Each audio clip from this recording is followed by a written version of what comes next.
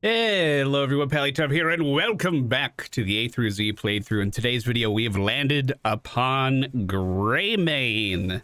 One of the most fun characters in the game, if we're all just being honest. I don't play him too much because I suffer from a serious condition called Greymane syndrome, where, I see someone with low health and it doesn't matter any of the other things that are going on. It could be a 1v5. I try to kill that person with no health. This is a very common condition. We see it all across the Nexus, and it deserves some more attention. Greymane arrived into the game on January 12th, 2016. He was shown off at the BlizzCon previous to that with Cho'Gall and Lunara. Very good heroes year. I think I said that when we played Cho'Gall. Very good year for heroes at that BlizzCon. Right now, he has a 50.26% win rate, so a little over 50%. He also has a 13% popularity with only a 2% ban rate. So if you like Greymane, odds are you're going to be able to play him in most games. I think Vala kind of took over as the ADC. You kind of ban out. There are two main ways of playing Greymane right now. One is the cocktail build, where you focus on staying in human form and pick up anything that increases your potency with your Q ability. The other is a more wolf-focused setup, where you stay inside of your werewolf form and you try to cleave down the enemy as often, or as I guess I should say as fast as possible. That's the style that I prefer, although if you look at his current talent pick rates, pretty even. People have been gravitating towards both builds, which is really good to see. Back in the day, Greymane used to be really squishy when he got into Worgen form. They did add some armor to kind of help him out. He has baseline 10 armor, I think, whenever he's in Worgen form. And we have seen some changes to talents like Wizened Duelist, which is not going to lose all of its bonuses when Greymane dies. He's only going to lose half of those bonuses when he dies, which is a really good change for him. Allows him to still play aggressive without protecting his stacks so much. We've also seen some buffs over the years to the cocktail build, increasing its width and reducing the mana cost, increasing the damage with Incendiary Elixir. He's been in a pretty good spot ever since he's been added to the game, but I don't think he's on the top of the mountain anymore or anything. For a while, it was like mandatory. If you had to focus a large health thing down, you picked Greymane. So like Battlefield of Eternity, it felt like you had to have him on your team if you wanted to be successful. But since those times, a lot of other people can fill that role. For instance, Artanis can take unfair, what is that called? Amateur opponent. I was going to say unfair advantage. You could take amateur opponent and burst that down super fast. We have the Hungering Arrow build from Vala. Sylvan is still pretty good there. We have a lot of options is all I'm trying to say. The Greymane game that I'm about to show you was pretty fun, and I hope you enjoy it. Remember to hit the thumbs up button if you enjoy this video, and mark your calendars. November 6th is going to be our 24-hour charity live stream to raise money to help sick kids at the Arnold Palmer Hospital in Orlando, Florida. We're hoping to raise $37,000 this year, and I would love it if you would stop by. I'll stop playing with stuff on my desk now, and we can get into the game. Oh, wait, one more thing. I just lied to you. There was a funny bug with Greymane and a few other characters. When I was looking through the patch notes, I found it. Worgen form Greymane, Metamorphosis Illidan, Dragon Queen Alexstrasza, Odin Tychus, Archon Tassadar can no longer mount the toy train.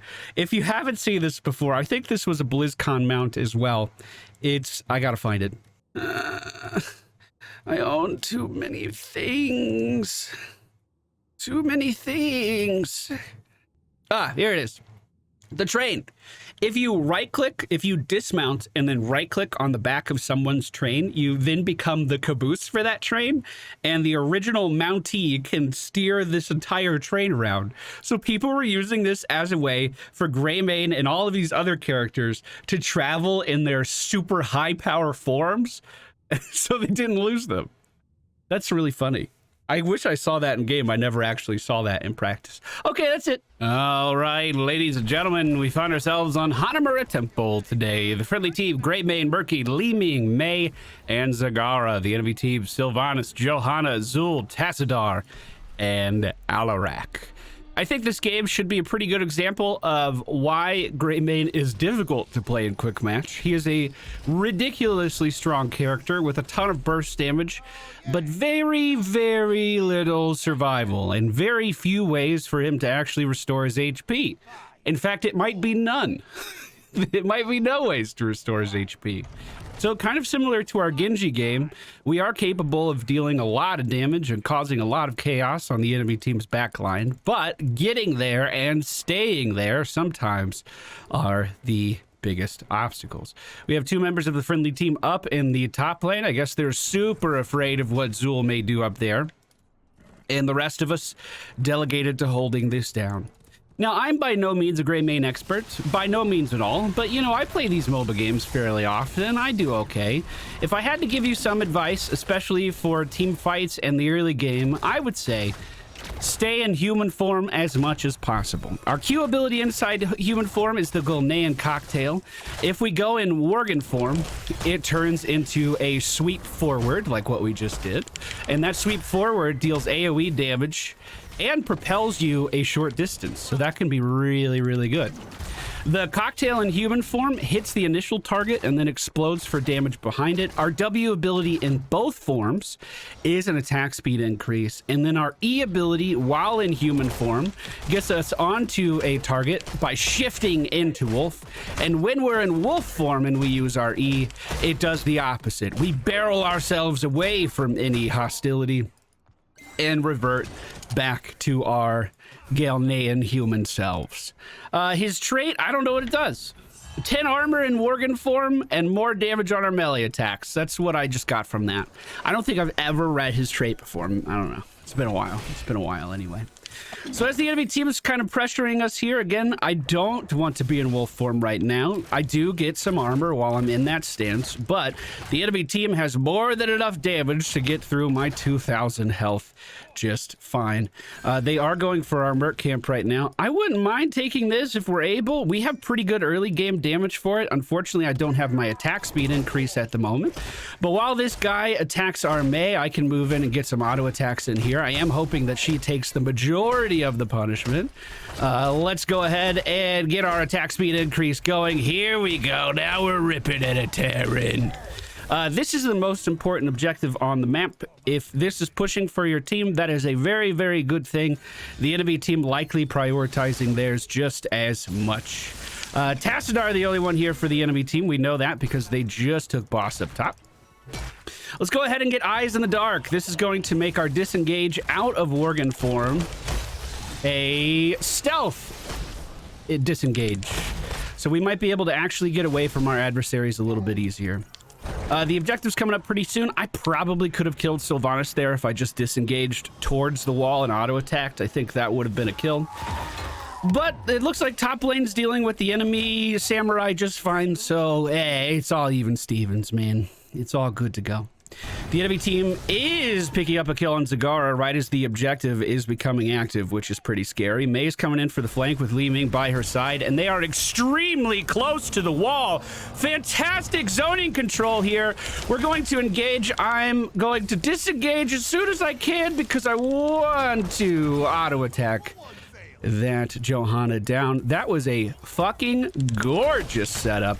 Now we're in wolf form again, hitting the enemy team's Tassadar. We're going to try to queue forward, disengage forward, and we got it. We got it. He's pretty fun. Pretty fun character. Literally the only reason I don't play him more is because he doesn't have self-sustain. He has everything else I need. He has phenomenal lane clear, especially as the game increases in length. Someone's gonna need to handle that. He has phenomenal burst damage at level 10. Okay, we're playing this really cautious, really cautious, really cautious. Now we go in. Zul's down. Make sure Alarak doesn't get us. I'm trying really hard not to get Greymane syndrome. We're disengaging from the Alarak here. Perfectly done. Cocktail onto the Tassadar for burst damage. Sylvanas flanking. We go in on that. Maybe we don't. She's gonna have a blind. Fuck it. I gotta go, I gotta go. I could potentially turn this around on Sylvanas, but these guys are so far behind that I don't think it even matters. Gotcha. Perfect. Let's ping for assistance on that. It's going to be up in 2 seconds. I'm going to go back to the base and get full HP, and then we'll rejoin our team right over here. At level 7, every 6 human basic attacks increase our basic attack damage by 1%, up to 30%. Worgen basic attacks scale this up faster, right? Credit for 3 basic attacks. So we just have to hit stuff on enemy heroes. And then whenever we do that, we're going to be increasing our damage of our auto attacks significantly. However, when we die, we do lose some progress on this, right? Half is lost upon death. This is kind of all in. Tracer used to have a talent that functioned similar to this, but you would lose it all. And Greymane also used to lose all of his talents, if I remember correctly. That was changed in a rework, but it does allow him to scale his damage up fairly well. And granted, while you're in that human form stance, you are not building it up quite as fast, but it's much more safer stacks when you're just sitting on the back line before you engage on an enemy team. Let's see if we can get in here and cleave this bad boy down. I don't have my attack speed increase up just yet. I am going to cleave the rest of that lane down, and here we go. Ripping it a tearing. Get out of the way of that. Level 10 is here. We're going to go for the throat. Cursed Bullet is a phenomenal choice as well if you're worried about high percentage health characters. However, we are not worried about high health characters. We're worried about killing someone off as fast as possible.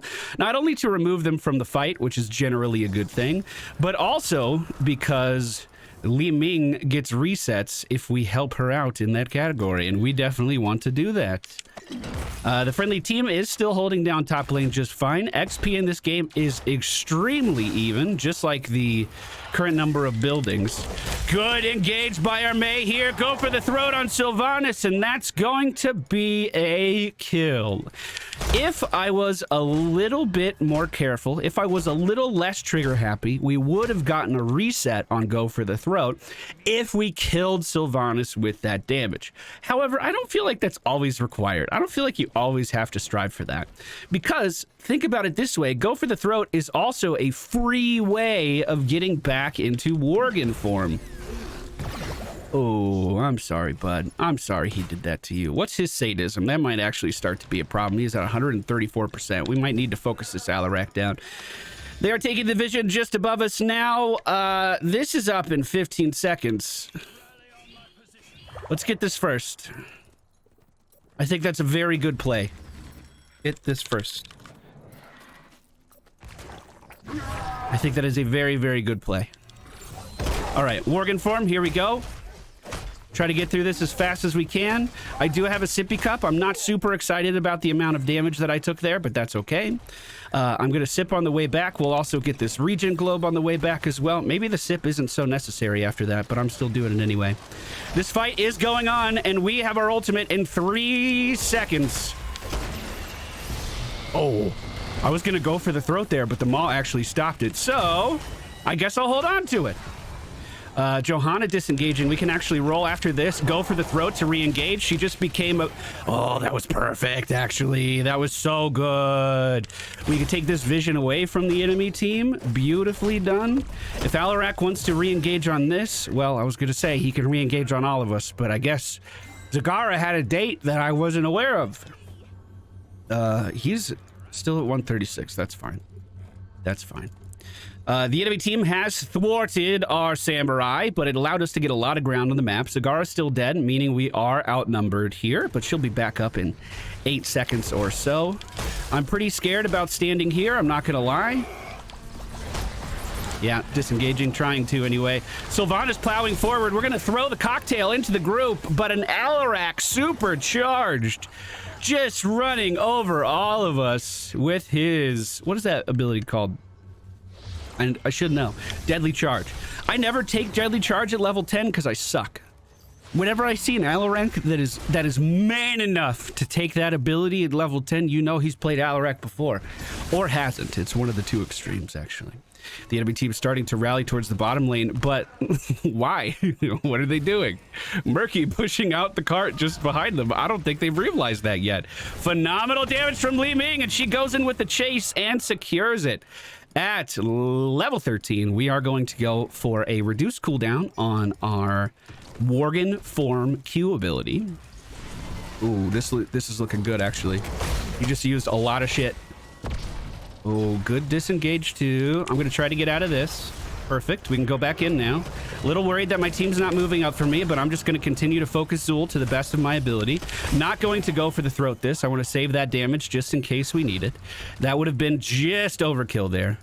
We should be worried about Alarak just charging back in, but a great job from the friendly team secures that objective. And I like this call, too. Aggressive pings on the boss. I just hope Mei tanks a little bit of it this time.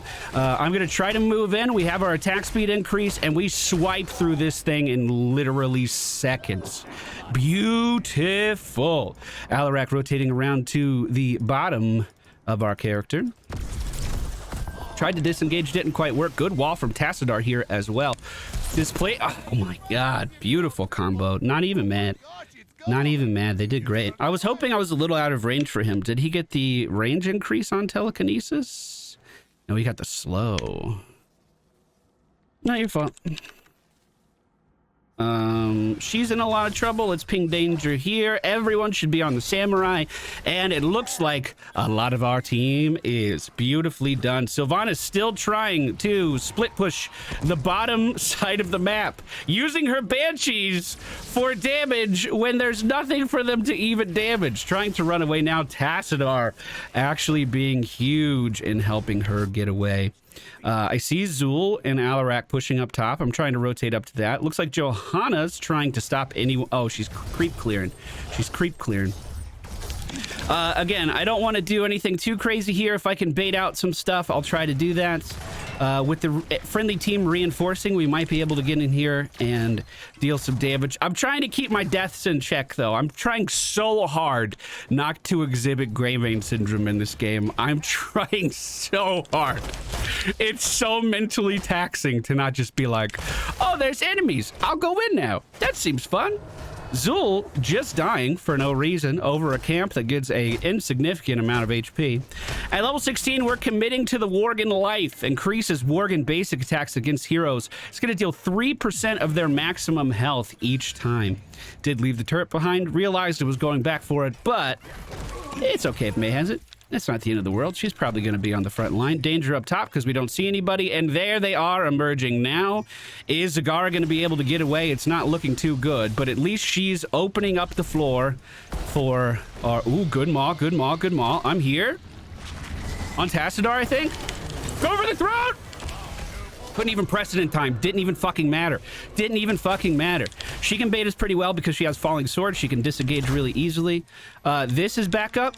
In 9 seconds, that's actually fucking huge. If we can keep these guys back and steal their samurai while they're this close to their base, that would be incredible. I'm moving up for damage on Zool, disengaging into stealth. Mei does have a turret at her disposal if she feels like she needs to use it here. So far, it doesn't look like she needs to.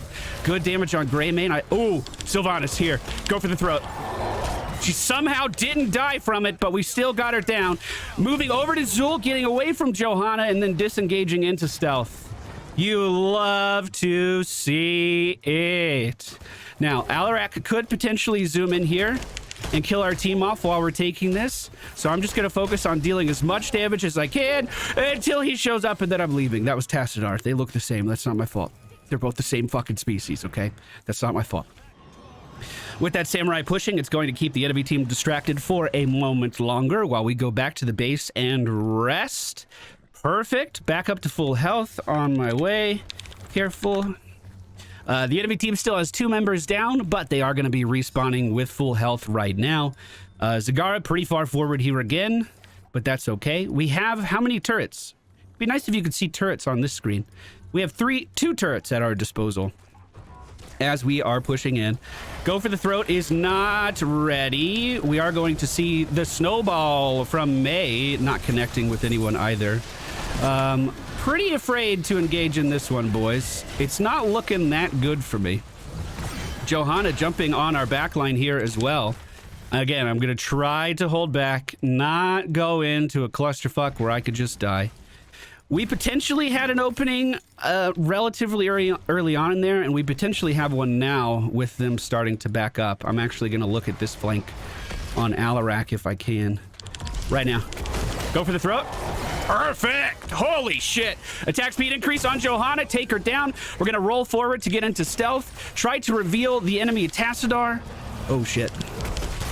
I'm actually in a lot of trouble here, especially if she chases. I can disengage right now, and I'm gone. Oh, that Greymane practice is paying off, my dude. It's paying off. Murky is trying to distract the enemy team to the best of his ability. The March of the Murlocs could potentially get a lot of value there, but we managed to stay alive, pick up a kill in a situation where we were heavily outnumbered, and our team is now starting to respawn as well. Yeah, let's do that. No. Let's take this. Let's kill him on this, then take Samurai. Because this guy's just fucking asking for it, let's be honest. Here's my attack speed increase. I'm not even going to move. I'm not even afraid. I am going to get out of that cleave, though. I lied a little bit. No reason to take that damage there. No reason. Let's move over to the Samurai. Try to take this as soon as possible. I'm staying inside of Worgen form to expedite that a little bit. But I don't have my attack speed increase just yet. We need to make sure we're using our Q every time it's off cooldown because we get so much CDR. And now picking up Tooth and Claw at level 20, this might actually be one of my favorite level 20 talents. It turns every single one of my auto attacks into a 100% swipe. 100% damage swipe. There's no drop off. There's none of that shit. It's literally just full damage inside of an area. Now I'm afraid because this might be where my Greymane syndrome comes back. This might be it. Oh yeah, I feel it happening right now. I feel it fucking happening right now. It's in my bones. Oh shit, falling sword is gonna hit me as I was stuck inside of the vacuum of the enemy team's Tassadar. Nice combo there. Literally almost had the go for the throat kill on Sylvanas. Almost had it on Johanna. I was just waiting for the right moment. And that moment never happened. The enemy team is in a full disengage at the moment. Murky's still pushing the objective forward. Our Samurai that we took for free. Nice. Easy bat. Samurai that we took for free got the building that the objective is for us. That's why the Samurai is the strongest thing on the map. You should always take your Samurais every single time they are up. Even when the objective's up. This was actually a perfect example in this game. We killed the guy that was near the objective and then took the easy Samurai, and look how much it paid off. Not only does it make this fight a little bit more even because the enemy team Sylv had to back, but we got a building for free. That means catapult pressure for the rest of the game down in the bottom lane. And even if you only get a keep, or excuse me, a fort, even if you only get a fort, that's still a passive XP increase throughout the entirety of the match. Defending top, then I'll be right there. Hopefully we don't overcommit to this. Murky's been doing such an excellent job of just creating space for our team. When we need to back up, he is just in there doing so much great work. Let's just cleave this down as fast as humanly possible. Look at that. We're good to go. Okay, moving down to the team now, we see Alarak potentially looking for me on the rotation or looking for Murky's egg. That is the real Murky egg. We heard the alert. I'm going to ping danger on Alarak as he is rotating down. I've almost arrived at the fight. He's entered it now and immediately kills our Murky. Good play by him. I'm going to grab my sippy cup. We're in on Zul. Not going to go for the throat. No need to use that cooldown. Li Ming's being chased all over creation right now, but it actually looks like it's going okay. Let's see if I can get in here and make things a little more hospitable for Greymane kind. Oh, Johanna doing a great job of grabbing that turret and then just placing it down so none of us can use it. But that's going to be some really easy kill pickups there. In fact, I still have my attack speed buff. Let's keep using it. I want to get this turret. Tassadar's the only one for the enemy team that's alive right now. And if he comes near me, I'm going to literally rip him apart. And this turret's going to be mine this time. We're going to go for some aggressive turret plays. We have about 20 seconds before the enemy team starts to respawn. I'm going to push top out so it's dealing some extra damage to this building. Hopefully enough to put a significant dent in it so our objective hits the core more than anything else. In fact, I think this is a great use of my time. Let's make sure we get this down before the objective. That's the goal. Fucking amazing. Zul trying to contest right now. I am on the way. He's using his poison explosion yet again. The Maw does go down, meaning he's in a stasis and actually shouldn't be blocking this. I'm actually going to call a little bullshit there. Bolt of the Storm being used by Sylvanas as she jumps over the wall. We have go for the throat. So disengage, Q. Oh, out of range. Core is being hit pretty hard right now, and I'm going to go in on it. There's no reason not to. We do a phenomenal amount of core damage, and that's going to be GG. And honestly, one of the best Greymane games I have personally ever played. Very, very happy of how I played in that match. We did good damage. We had good mercenary camp control. We had great lane clear. We had great map presence, especially in the late game, going to clear the samurai. That was a good call. We communicated well, and I don't think I had any Greymane syndrome. I think that was really fucking good. I had to think about it before I said it. I mean, maybe once or twice. But you know, what are you gonna do? What are you gonna do? Talents we used in today's video: Viciousness into Eyes in the Dark, Wizened Duelist, Go for the Throat, Unfettered Assault, Alpha Killer, and Tooth and Claw. Great game all around. Really enjoyed it. Thank you guys so much for watching. I hope you enjoyed the video. We'll be back soon with a look at Ghoulish Daniel next. Yeah, I get to suck people. Ah, yeah.